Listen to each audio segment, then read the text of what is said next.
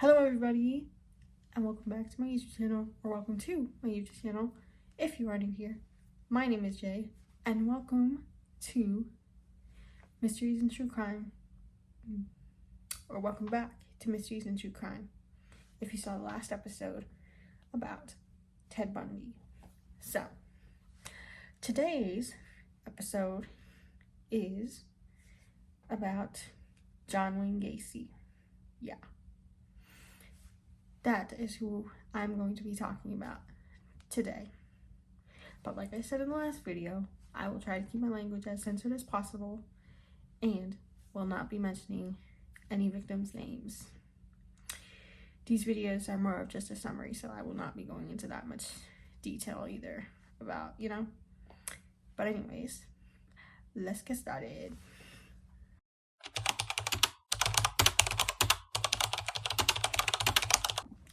Okay, so once again, I have my trusty notebook here with me. So, here we go. John Wayne Gacy was born on March 17th, 1942.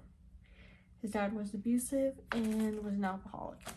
However, he was close with his mom and his sisters. He was abused by a family friend, but then he ended up abusing a young girl as well. And as he got older, during his senior year of high school, he dropped out and moved all the way to Las Vegas and worked in a mortuary. But then he went back to Illinois and stayed there. And then he went to college for business, and he graduated in 1963. He managed several KFC restaurants, and he worked with the JCs. He was even their vice president in different places, like where he lived, Illinois. And he also worked with the JCs while he was in prison for assaulting one of the JC's kids. But it was supposed to be a 10-year sentence, but he ended up only serving 18 months for that. I know, right? And he dressed up as a clown. That's where his nickname, the Killer Clown, comes from, if you didn't know. And his clown characters were called either Pogo or Patches, either one. And he even did the Polish parade thingy. Bro was doing a lot back in the day, let me tell you that. He got divorced from his first wife, and he didn't see her or the kids they had again because she took them. And then he got married again, and this woman did have 2 daughters herself. And he murdered a 16-year-old after a struggle with him. But when he went out to the living dining area, or whatever you want to call it, he saw that there was like food. And he was like, oh shoot, he was making food. So he's like, uh-oh, big uh-oh. He would do magic tricks and murder his victims, kind of like that. He would also assault most, or if not all, of the victims. Assault will be a common topic with these kinds of people. Then he killed his final victim, who was 15 years old, in 1978. 1978 will also be a pattern with this. He died on May 10th, 1994, due to lethal injection. He made paintings while he was in jail for those murders. He would bury his victims in the crawlspace or throw their bodies into the Des Plaines River.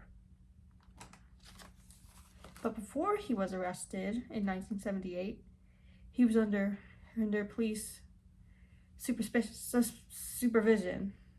Why was that so hard to say? I have no idea. Can I speak? I don't know.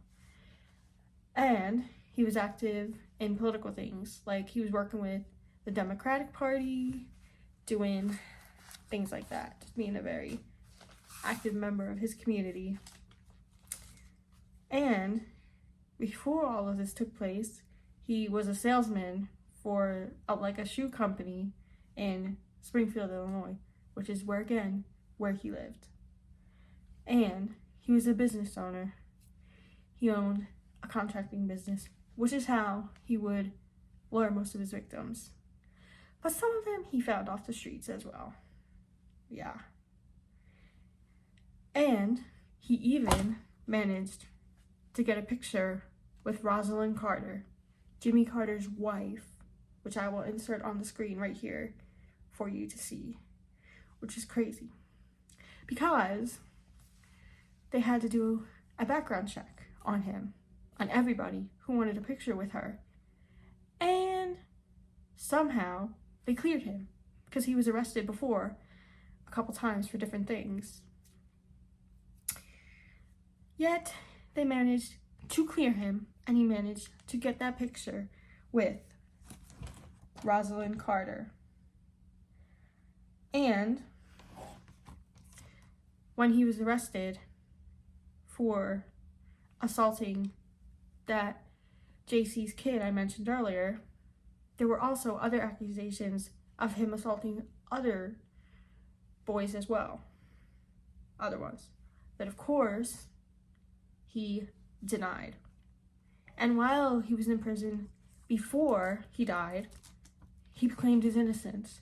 He was like, no, I didn't do this. I'm innocent. Which we all know, bro was not innocent in the slightest. And there was even a phone recording of him giving a statement of his innocence. It was 12 minutes long.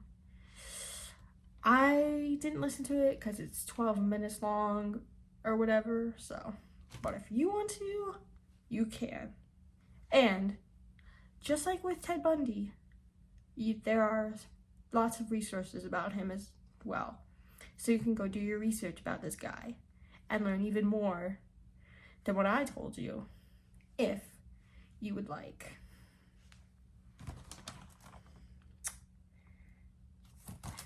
And yeah, that was the story of John Wayne Gacy. I hope you enjoyed today's episode of True Crime and Mysteries. I will see you next time. Bye!